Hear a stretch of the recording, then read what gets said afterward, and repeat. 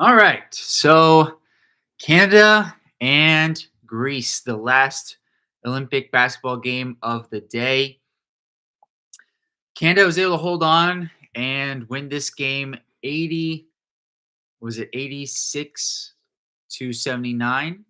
And it ended up being a very close game. There were a few stretches in this game where it certainly looked like it was going to be a blowout or was a blowout. And let's talk about that right away because there was a point early in the game Canada was up 22 to 9. And then also, let's say a couple minutes into the third quarter, Canada was up 56 to 40. And at that moment, Luke Dort picked up his fourth foul and went to the bench. And he did not come back into the game until about little over 6 minutes left in the fourth quarter. So he missed over a quarter of game time. And in that time, the lead went from 16 points for Canada to 4. And look, if you look at Lou Dort's box score numbers, what do you have today? 8 points, 4 rebounds, 2 assists, and a steal and a block. I mean, it's not necessarily anything that's going to wow you or jump out you, but he clearly makes a huge impact on winning that goes well beyond the box score numbers. And, Canada was led by RJ Barrett today, who had 23 points, and SGA, who had 21 points and 7 assists. They also had a steal and 2 blocks as well. And then the other player in double figures was Dylan Brooks, who had 14 points and 6 rebounds. So it was interesting to me as somebody who hasn't followed Canada throughout, their qualifying games and even as much in FIBA last year. But it was noteworthy to see Jamal Murray come off the bench because in terms of NBA pedigree, he's the second best guy on the team, and he's got the most big game experience on the team in terms of being a guy who's being called upon in those types of games. So my guess, being an outside observer, was that number one, Jamal Murray wasn't part of the FIBA games last year because of an injury. And then number two, I figure that their coach, Joey Fernandez, was trying to stagger SGA and Jamal Murray. So that way he would have one of them on the court at all times. And then when they were on the court, it's kind of like their team, if you will, and they could run the offense. The ball would go through them. And it also kind of keeps the flow of the team going. Whereas if you only had one guy, if you play them together, you take them off, you might lose your offensive identity. So I could kind of understand where he's coming from that perspective. And then you also got 3 wings out there with RJ Barrett, Dylan Brooks, and Lou Dort. And so while you don't have the necessarily size in the front court that you might like to have, you do have good size on the wings with those 3 guys. So I think to kind of sum up the game in just a few sentences, Canada's guards put them in a position where they were up big.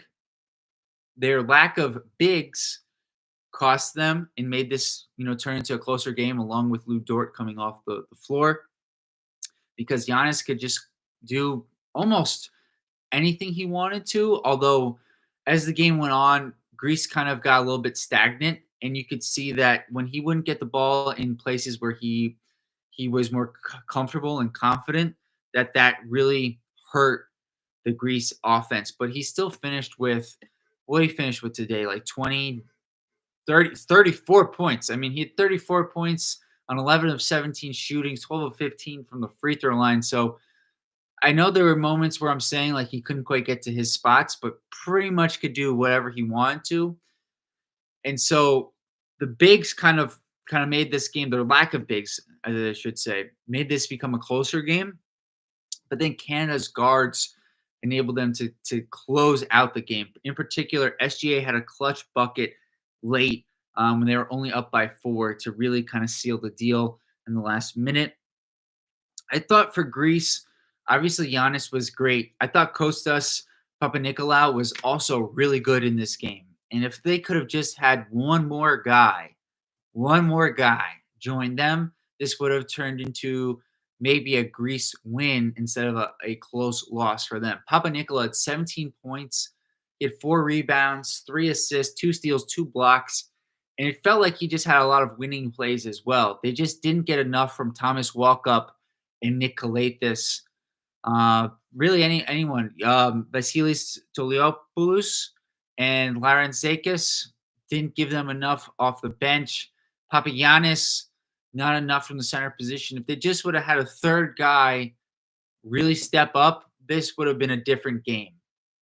So I just it's hard for me to see Greece going very far in this tournament with them just having two main guys. And then Giannis was having some things like his knee was being worked on, and then he came off for a minute in the middle of the fourth quarter. So I'm curious about his availability as the tournament goes on. Overall, though, good win for Canada. Good way to start the tournament for them. Definitely just confirm some things we thought, I think, about them. A very talented team, a very good team overall, but very guard oriented and dependent. And they, if they could get a little more balance on that team, you'd feel better about their chances against, the U.S. But I do think their guards are going to give the U.S. team trouble. And so I think the U.S. getting Derek White, not to turn this into a U.S. video, but is going to be even more important if that matchup matriculates later on in this tournament. So let's bounce around to some other games today. So France played Brazil earlier today in a game that Brazil started up 8 points in the first quarter, and then France took over in the second and third quarters and ended up winning the game 78-66, led by Victor Wembanyama, and Nicholas Batum.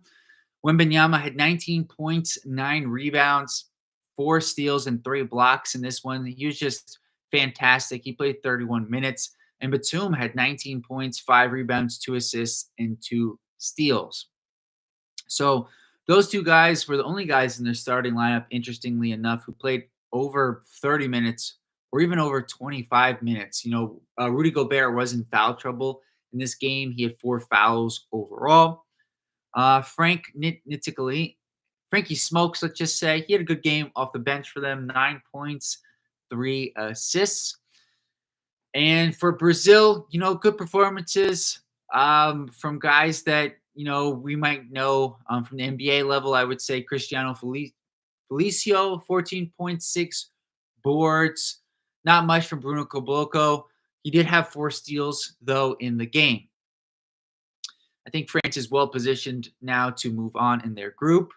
Also in that group, Germany beat Japan 97-77. Good performance from Germany. Franz Wagner had 22 points to lead them. Daniel Theis had 18 points, perfect 7 of 7 shooting performance, 2 of 2 from the 3-point line, and 13 points from Dennis Schroeder, who was 6 of 12 from the field and had 12 assists. So make it a double-double for Schroeder in this game. Andreas Obst is saving his points for the game. The more important games is what it feels like with that guy. Only had 3 points in this one. They did get nice double-figure performances from Mo Wagner, who had 15 points off the bench, and Isaac Bonga, who had 11 points. Japan had 20 points from Rui Hachimura, who had a double-double to go along with 10 rebounds, along with Hawkinson, who had 13 points and 11 rebounds. Yuta Watanabe had 16 points as the other guy with real NBA experience on Team Japan. The last game of the day was Australia and Spain. And in this game, Australia took an early lead and was able to kind of maintain it as the game went on. And they were led by good performances from some veteran players like Patty Mills, who had 19 points, hit 3 3-pointers in this game. Josh Giddey had a near triple-double, 17 points, 8 rebounds, 8 assists. And the big fella, Jock Landale, had 20 points, 9 rebounds, 5 assists. Also, Dyson Daniels had a good game with 13 points, 7 rebounds, and 2 assists to go along with a steal. On Spain's side, Santi Aldama led them with 27 points, 6 rebounds, and 2 assists. Wow, Willie Hernan Gomez had 14 points, 4 rebounds, 3 assists. Lorenzo Brown, 7 points, 7 assists. Also, Sergio Lul had 17 points, 2 assists as a guy who's been in this tournament, in the Olympics rather, just a number of times. And Rudy Fernandez did not score, but did play 17 minutes for Spain. So tomorrow I will be back recapping after the U.S.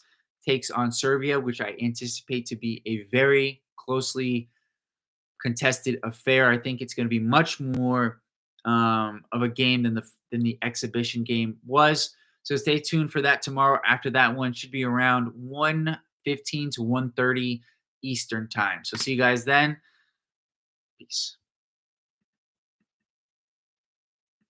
Oh, the other thing I guess I should add is thanks for listening so far. I really appreciate the support. If you could like this video, subscribe to the channel, and tell a friend. See you guys next time. Really, peace out.